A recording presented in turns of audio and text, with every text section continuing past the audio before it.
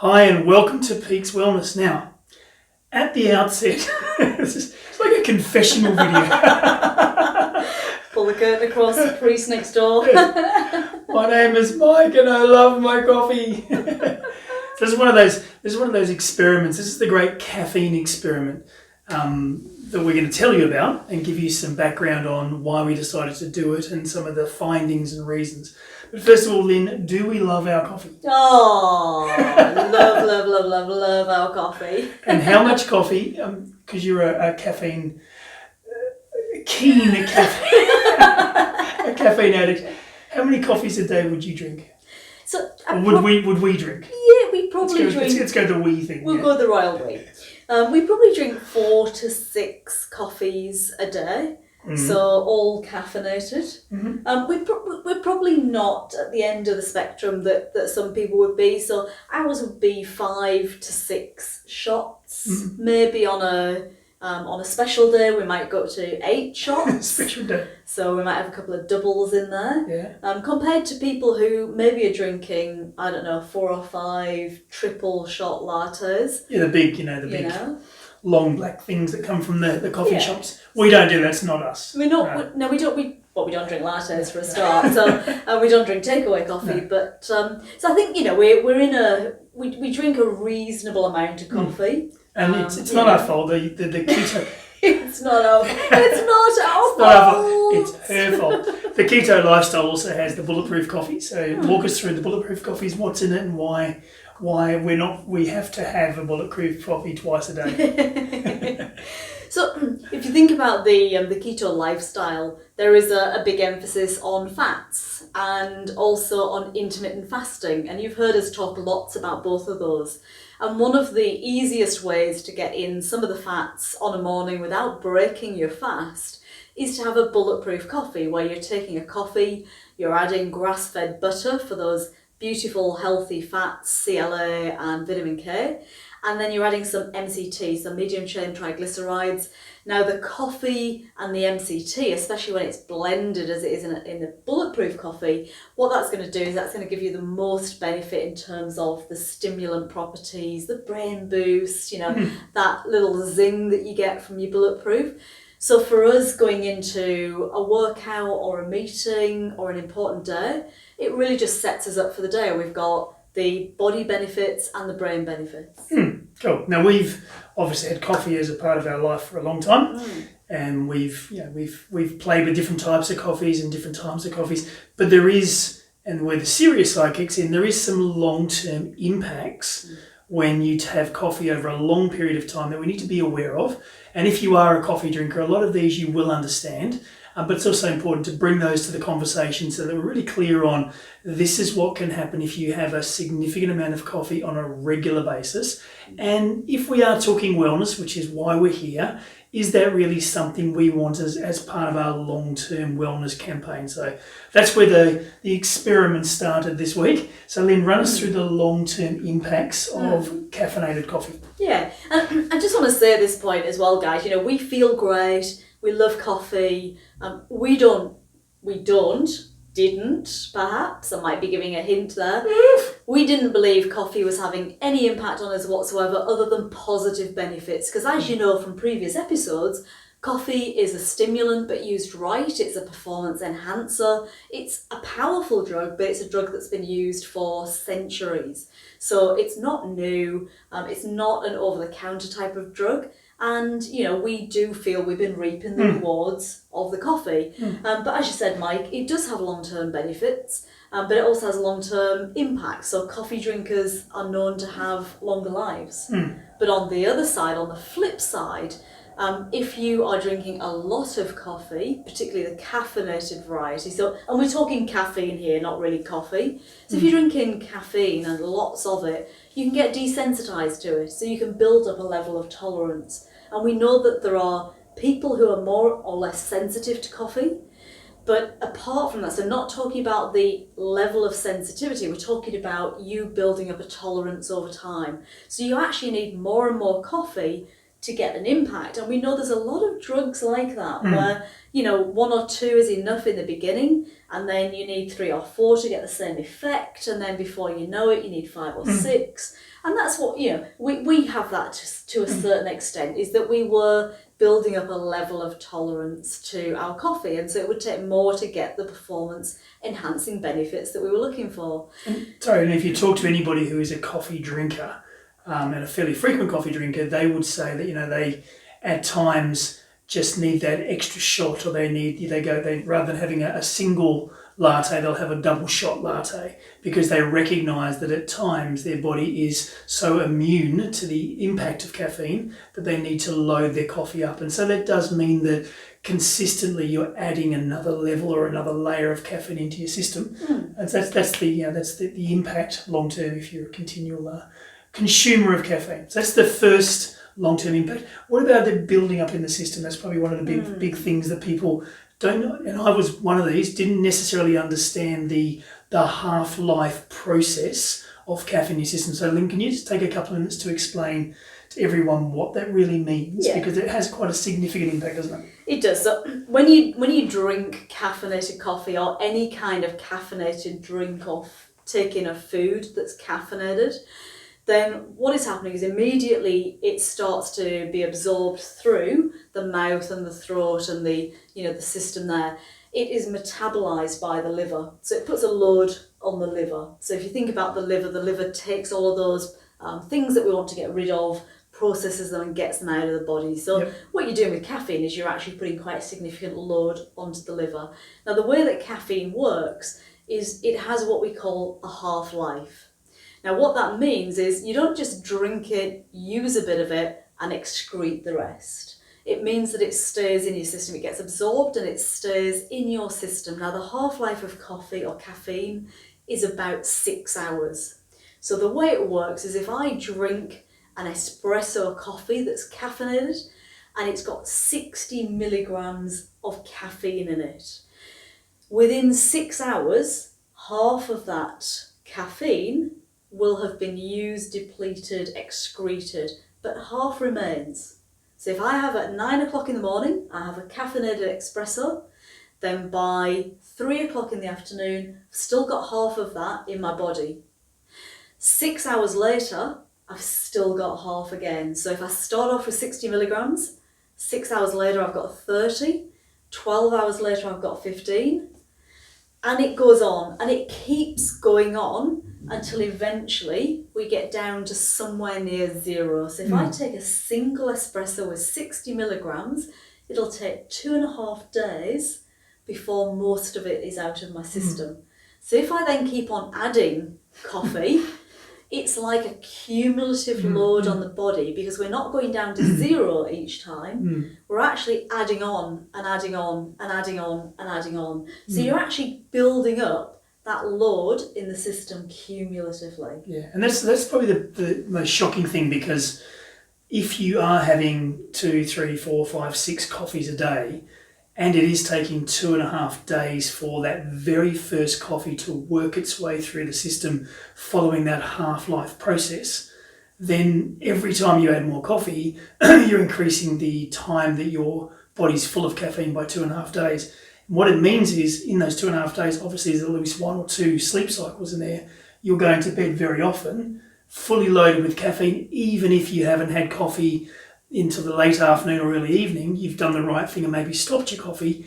That cumulative effect has meant you've still gone to bed with the equivalent of 1 or 2 or 3 shots of coffee in your system, That's right. So based on our 5 to 6 cups of caffeinated coffee a day, by the time we were going to bed, and let's say by midnight, when we should have been asleep for a couple of hours, by midnight we'd still have the equivalent of more than 2 espressos, so more than 2 coffees. Which so, in reality, that's if you said, I'm going to bed now, let's have a couple of shots of coffee, that's not something that we would consider doing. And the normal person wouldn't go to bed and have a shot of coffee. So but the reality was, we were going to bed, and people like us who are having this amount of coffee are going to bed with a similar amount to a couple of shots of coffee every night, and then wondering why the sleep hasn't been as good as it needs to be.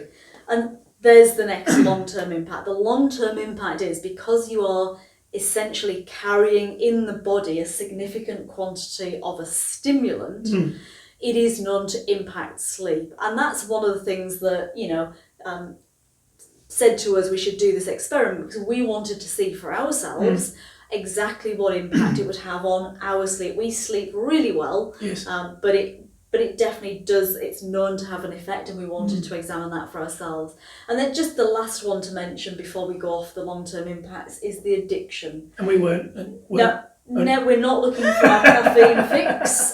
We are not in withdrawal we weren't right addicted. now. We're definitely not in withdrawal. No, are we weren't. No. Weren't sniffing the pods, to see if we get a bit of coffee. You saw me. Licking the inside of it. Yeah. No, weren't addicted. So, caffeine is highly addictive, and that's why, again, when you're building up a tolerance to it, but you're also addicted, you find that you're drinking more and more, and you're drinking it earlier in the day. So you're getting out of bed, you're tired.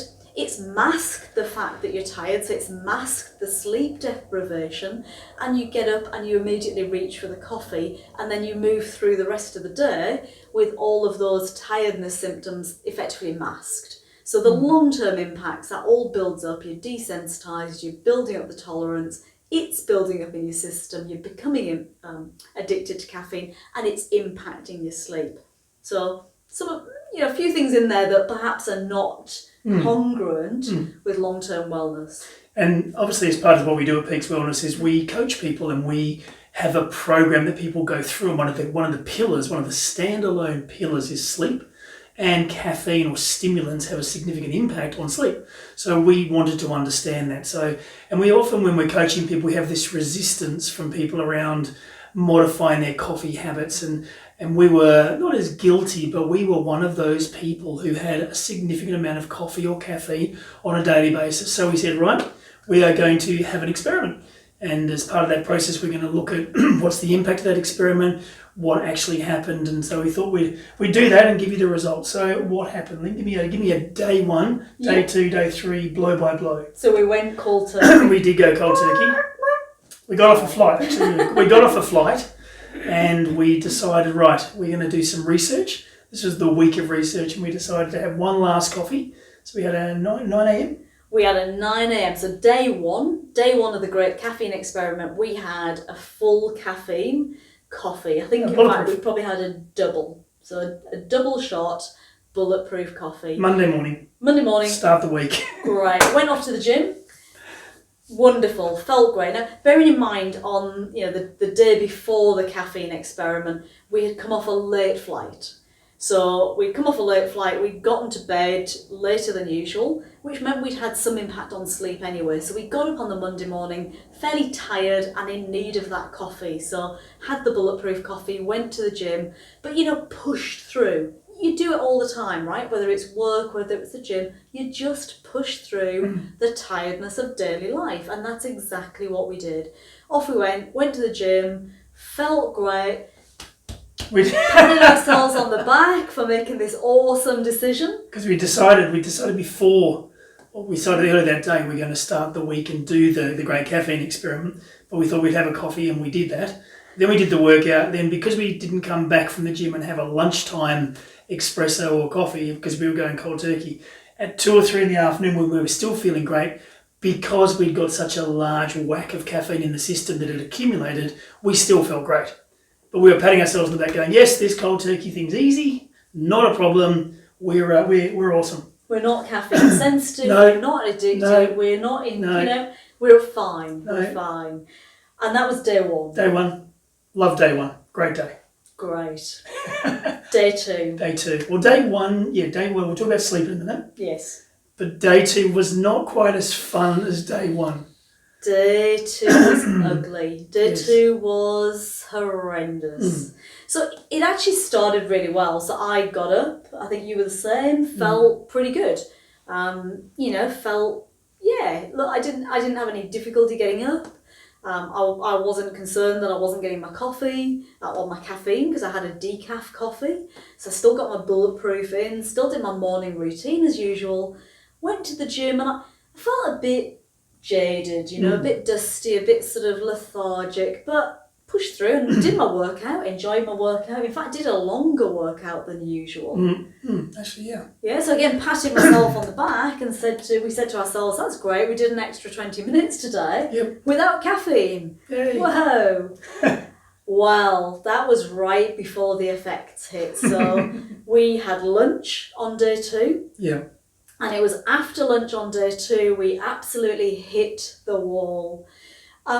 We just got a massive headache. It started quite small, painful in the centre of the forehead, and it just progressed. And the interesting thing was, even though obviously Lyn and I are different sizes and shapes and the caffeine impact is different, it was almost at an identical time because we work closely together, and so the coffee and stuff often happens together. Almost within the 30 minutes of each other, Lyn said, I don't feel very good. I've got this massive, almost migraine-y headache, really not feeling good. And literally within 15 minutes, I had exactly the same headache. We were describing the headache, the feeling. And then when Lyn did the calculations on where our caffeine levels were based on Sunday having caffeine, Monday having caffeine in the morning, and then stopping Monday morning, and then moving forward, this was around about the time our caffeine levels were dropping to a dangerous low, a low they probably hadn't seen for a little while. And that's when we were starting to get those symptoms of the caffeine leaving our system and almost getting down to ground zero. And so that's when we started to feel it, didn't we? That's it. So if you're going to go cold turkey, if you're going to get rid of caffeine or reduce caffeine... Just do day 1. Day 1's great. That's it. Day 2 might hurt. And it was. We got overwhelming tiredness. I just wanted to sleep. And I did. I had a nap, and instead of just having a little doze, I went into a full-on deep sleep, and I woke up feeling groggy and the pounding headache, and I really couldn't concentrate. I tried to sit down and do work. I was on the computer, and I really struggled to concentrate.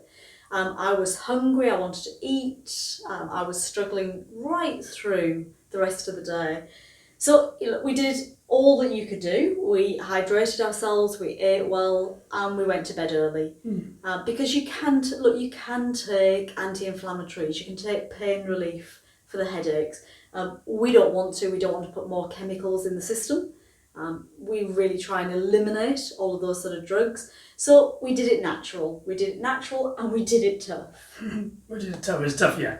As tough as one could. We're talking about caffeine here, so it's not the end of the world, but it was very interesting to see that day 1 was actually quite comfortable. It was the day 2, and that's what you may experience. And part of the reason we're sharing this is because if you decide to reduce caffeine, it really is when that caffeine level starts to drop as the body moves forward, and as that timeline moves forward, that's when the effects start to happen.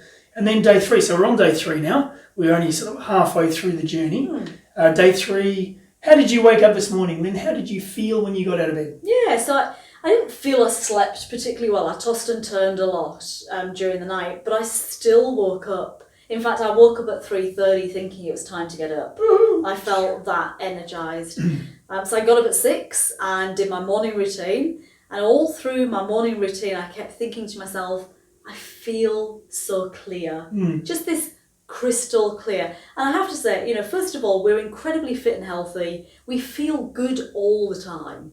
I never get the headaches. I don't experience headaches or migraines. And I'm generally a very healthy person because of the Peaks formula and the way we live our life. So this for me was another level again. I mean, I just had this literally laser sharp clarity. My mind felt beautifully empty in the sense of ready to take on the world. That's interesting because we both spoke this morning first thing, and we compared how we felt, and we both had that same comment, that incredibly clear. It wasn't like we had lots of huge amounts of energy. It wasn't like we were lethargic. We were just very comfortable, very balanced. But there was this huge clarity and this huge weight, almost this fuzziness lifted, and we were both really enthusiastic, and we both trained and worked really, really hard. No headaches today. No headaches. No ill effects. So we're now towards the afternoon of day 3, and we're going to continue the experiment and give you the results. And I will say, very interesting at the gym, because what I felt my body was 100% recovered this morning. Yeah. I trained hard Sunday, Monday, Tuesday. Today's Wednesday. and I felt really recovered. And normally at this point in the week, I would actually start to feel a bit tired, things would be hurting a bit. But I went into my gym workout this morning feeling really, really ready to work out, eager to work out. And throughout the whole session, I was really, again, performing, absolute spot on, and I felt great by the end of it. And some of that's to do with the caffeine in your system now while you're exercising, but also it's the impact of better sleep. So walk us through the Sunday night sleep, Monday night sleep, last night's sleep. So if we look, Sunday night, as I said, we had a short night. So just to jump in, don't forget we track our sleep. So as part of what we do, we track our sleep each night and we compare sleep. So we look at what is the impact of whatever experiments we might be doing, whatever crazy things we're doing on our sleep. So we're pretty aware of our sleep patterns and what they're like. So we can see if there is a change to the sleep. Yep. Yeah, that's right. So Sunday night, short night of sleep and a normal night of sleep. Bit of REM sleep, bit of deep sleep, tossed and turned a bit because I didn't go to bed at my normal time, got up feeling a bit tired. So a fairly regular night of sleep, even though it's short. The first night, so the end of day one, this was the big shocker. So we tell people all the time, caffeine affects your sleep, especially your deep sleep. We both had significantly more deep sleep on day one, night one.